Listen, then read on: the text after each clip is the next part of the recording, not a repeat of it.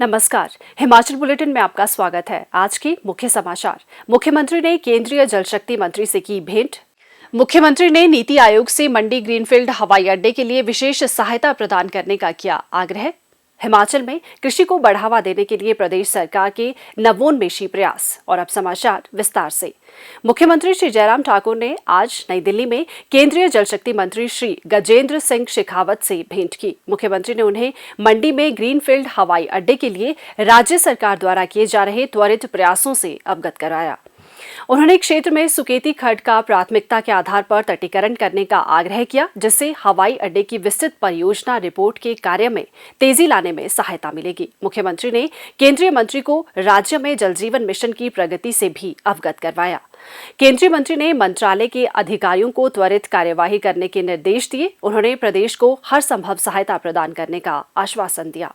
मुख्यमंत्री श्री जयराम ठाकुर ने आज नई दिल्ली में नीति आयोग के उपाध्यक्ष श्री सुमन बेरी से भेंट की। मुख्यमंत्री ने उपाध्यक्ष से राज्य से जुड़े विभिन्न महत्वपूर्ण मुद्दों पर चर्चा की।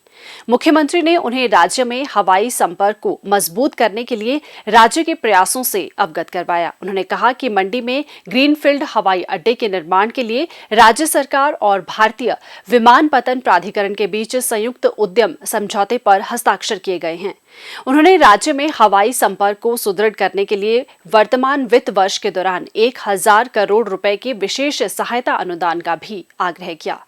मुख्यमंत्री ने प्रदेश में औद्योगिक विकास की गति को तेज करने के लिए उपाध्यक्ष से औद्योगिक विकास योजना 2017 को अगले 5 वर्षों तक बढ़ाने का भी आग्रह किया। मुख्यमंत्री ने उपाध्यक्ष को हिमाचल प्रदेश को हरित ऊर्जा राज्य के रूप में परिवर्तित करने की दिशा में प्रदेश की प्रतिबद्धता से भी अवगत करवाया। श्री जयराम ठाकुर ने राज्य में प्राकृतिक खेती को बढ़ावा देने के लिए प्रदेश सरकार के प्रयासों की भी जानकारी दी और कहा कि राज्य में 1,70,000 से अधिक किसान प्राकृतिक खेती अभियान से जुड़े हैं। उन्होंने कहा कि राज्य सरकार ने वर्तमान वित्त वर्ष के दौरान प्रदेश में लगभग 50,000 एकड़ भूमि को प्राकृतिक खेती के तहत लाने और सभी 3,615 ग्राम पंचायतों में प्राकृतिक खेती का एक मॉडल विकसित करने का भी लक्ष्य निर्धारित किया है। मुख्यमंत्री ने राज्य के लिए बल्क ड्रग पार्क को स्वीकृति प्रदान करने का भी आग्रह किया, जो न केवल बड़ा निवेश आकर्षित करेगा बल्कि इससे स्थानीय युवाओं के लिए रोजगार के अवसर भी सृजित होंगे। उन्होंने प्रस्तावित 9 राष्ट्रीय राजमार्गों के लिए अधिसूचना जारी करने के लिए आवश्यक दिशा निर्देश जारी करने का भी आग्रह किया। मुख्यमंत्री श्री जयराम ठाकुर के कुशल नेतृत्व में वर्तमान प्रदेश सरकार द्वारा कृषि क्षेत्र की बेहतरी और कृषकों की सामाजिक आर्थिक स्थिति को सुदृढ़ करने के लिए विभिन्न महत्वाकांक्षी योजनाएं एवं कार्यक्रम चलाए जा रहे हैं। प्रदेश की अधिकांश जनसंख्या अपनी आजीविका के लिए कृषि पर निर्भर करती है और ये क्षेत्र लगभग 70% लोगों को प्रत्यक्ष रोजगार प्रदान कर रहा है। इसी को ध्यान में रखते हुए राज्य सरकार ने फसल विविधीकरण पर विशेष बल दिया है, ताकि कृषि उत्पादन में बढ़ोतरी और उत्पादन की गुणवत्ता के साथ साथ कृषकों को उनकी फसल का उचित मूल्य भी मिल सके।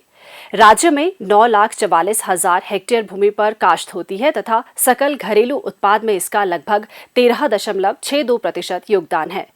कृषि में तकनीक के माध्यम से उच्च मूल्य वाली फसलों का उत्पादन बढ़ाने पर विशेष बल दिया जा रहा है। प्राकृतिक खेती को प्रोत्साहित करने के लिए प्रदेश सरकार द्वारा प्राकृतिक खेती खुशहाल किसान योजना आरंभ की गई है। इस योजना का लक्ष्य फसल उत्पादन लागत को कम कर आय बढ़ाना, मृदा व मानव को रासायनिक खेती के दुष्प्रभावों से बचाना है। इस योजना के अंतर्गत अब तक 58 करोड़ 46 लाख रुपए व्यय किए जा चुके हैं। प्रदेश के 1,71,063 किसान 9,421 हेक्टेयर क्षेत्र में प्राकृतिक पद्धति से खेती कर रहे हैं।